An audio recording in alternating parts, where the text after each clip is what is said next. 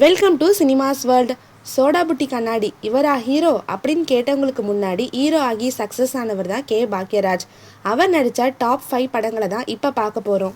முதல்ல பார்க்க போகிறது தூரல் நின்று போச்சு படம். 1982 ரிலீஸ் ஆச்சு. ஒரு இளைஞன் பெண் பார்க்க போகிறான். முற்றிலும் மாறுபட்ட கதை. அது உங்களுக்கே தெரியும், பெரிய சக்ஸஸ் கொடுத்துச்சு பாக்யராஜ் அவர்களுக்கு. அடுத்து இது நம்ம ஆளு. 1988 கே பாக்யராஜ் இசையில் டைரக்டர் பாலகுமாரன் இயக்கத்தில் உருவானதான் இந்த கதை. இந்த கதை சாதி, பாரம்பரியம் மற்றும் காதல் கலந்த ஒரு நகைச்சுவை உணர்வுள்ள கதை. மூன்றாவது படம் அந்த 7 நாட்கள். கே பாக்யராஜ் இயக்கத்தில் MS விஸ்வநாதன் அவர்கள் தான் இந்த படத்துக்கு மியூசிக் டைரக்டர்.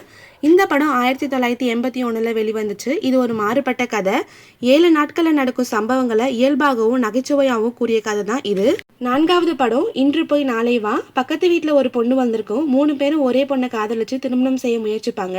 கடைசியில் அந்த பெண் யாரை மணக்கிறார் என்பதை நகைச்சுவையாக இருக்கும். இந்த படம் 1981 பாக்யராஜ் இயக்கத்தில் இளையராஜா இசையில் வெளிவந்திருக்கும். அஞ்சாவது தாவணி கனவுகள். இந்த படம் 1984 கே பாக்யராஜ் இயக்கத்தில் இளையராஜா இசையில் வெளிவந்த படம். வேலை இல்லாத ஹீரோ எப்படி தன்னோட 5 சகோதரிகளின் கனவை நினைவாக்குறான்னு நகைச்சுவையாகவும் உணர்வுபூர்வமாகவும் சொல்லியிருக்கும் இந்த படம். உங்களுக்கு பாக்யராஜ் நடித்த படம் எது ரொம்ப பிடிக்கும்னு கமெண்ட் பாக்ஸில் கமெண்ட் பண்ணுங்கள். இந்த மாதிரி இன்ட்ரெஸ்டிங்காக நியூஸை தெரிஞ்சுக்க நம்ம சேனலை சப்ஸ்கிரைப் பண்ணிக்கோங்க. தேங்க்ஸ் ஃபார் வாட்சிங்.